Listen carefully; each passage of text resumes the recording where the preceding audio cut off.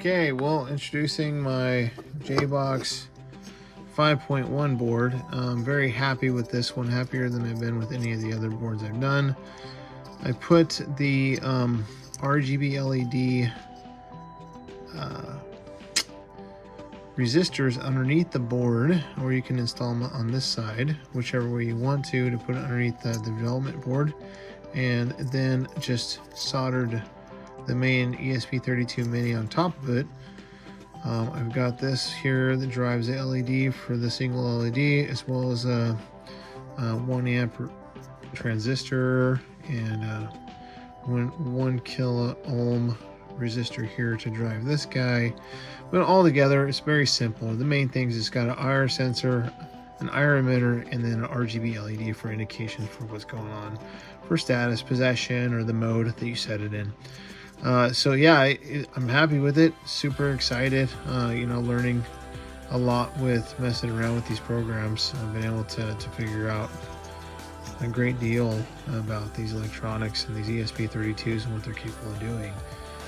So this is a really cool, capable device. I can run ESP Now on it, depending on the type of game we're playing, for my hosted VRX taggers, or even integrate it with the SwapTix system, so it can communicate in game as well, start stop games, or assist and aid in scoring or reporting the scoring. All kinds of stuff I can do with these.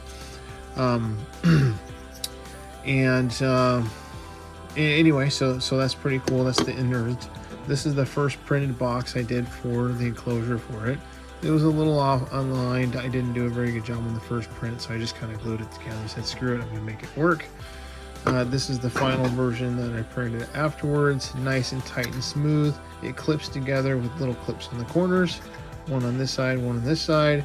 It's nice and snug, so it just clips just perfect, and you'd only need just a little bit of glue on the edges, maybe some simple Elmer's, or a little bit of Gorilla Glue, whatever you want to do, and then secure the board inside on the base, and then that's really all you got to do.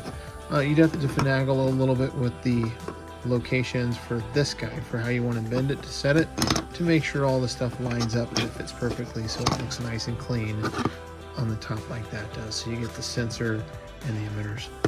Let me show you a little bit about how the programming works now.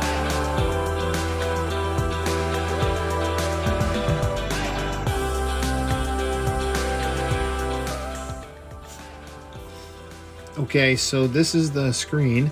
As you can see, this is just a web browser, so you connect to the Wi-Fi of the device and you're able to view the settings. Now I made it compatible now with the VRX Evolver, LTTO, Battle Rifle Pro, Laser Rose, and Laser Ops Pro. So all of those systems are the ones I'm constantly using depending on the game setup, and so I can set the configuration for this to play and use those modes. And this is for capture modes, right? So anything that integrates, like using a scoring system, you can play a capture by points. So however many times you shoot the base, you accumulate points. You can play a capture by time game, so that it's a domination style gameplay. So whoever has possession, the device lights up the color of that team that has possession, and it'll just keep on tracking points and showing the scoreboard here in just a second. So the primary function is the next setting you want to go. So you can go a 5-minute domination, and then it stops counting at that point and emits like an alarm or tag or something, or kills players, depending on the type of system you're using. And there's just some things I still need to add in to make sure that that's working for each system. But the capturing does work, and so it does the scoring accurately for a domination base. And also I can configure this to be a domination ESP Now mode, right? So the domination node ESP Now allows me to have more than one base, actually up to 20 bases of different bases, and it uses ESP Now to communicate one to another to have a total tracking score. And so that would be, you would want one to be set as a master and the others to be set as ESP Now nodes. Now the only thing is, with ESP Mini boards, the range isn't that great. I mean, maybe you're going to get, I don't know, a good 100 feet or so you know, of good range, of clear sight. Maybe you can get 300 feet, maybe 200 feet away from each node. When you get obstructions, then you're only going to get 40 to 50 to 100 feet max of doing this type of gameplay mode. So, you know, it's not the greatest unless there's good line of sight. But the bigger boards that I use LoRa, and the range is significantly greater, as well as even if you use ESP Now to have multiple bases to capture in one domination master base to track the score of every base all together.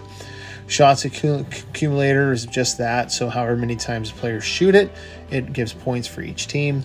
And then I have breakdown little settings for different games that I use more commonly. I got a bunch of stuff in here for Evolver, for making it do like capture the flag and stuff like that, and some fun things. And then the BRX stuff, respawn stations, capturable respawn station mode. All right, that's kind of cool. Something so it becomes the team's respawn for BRX. It can do, you know, gas drones, BRX heavy damage, and I spent a lot more time on the BRX development earlier on, and now on the Swaptex development for what this can and can't do. And for the other systems, it really just serves as a domination base for Laser Ops Pro, LTTO, Battle Rifle Pro, which I'm going to do a bunch more stuff with Battle Rifle Pro because I want it to be able to start games for the offline game modes that are not hosted by Edge, by the software from the manufacturer. And so I want to do a little bit more stuff with that, and I'm working on that a little bit here soon. So you can reset the scores. If the bigger bases that you can put a motion sensor on it. There's a place on the PCB for the bigger JBOX boards. Then you can end the game, whatever, depending on if it's a hosted game with several JBoxes. You press this one and it ends all of them, restarts and resets the score for all the JBoxes, and start a new one. This is where it will show the score. It will tell you how many points for the red team, blue team, green team, and yellow team. Now, I know that there's a little discrepancy with the colors for these teams, because you have like team 1, 2, and 3 for LTTO, and it goes red, blue, and green for those.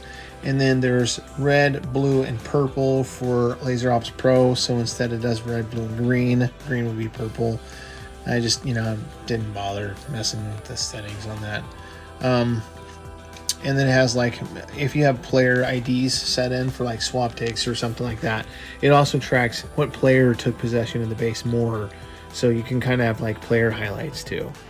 Then there's some debug stuff in here. I can do some testings and stuff. You can enter your Wi-Fi credentials in the base too, and then whenever you want to update online, you just hit the OTA firmware refresh.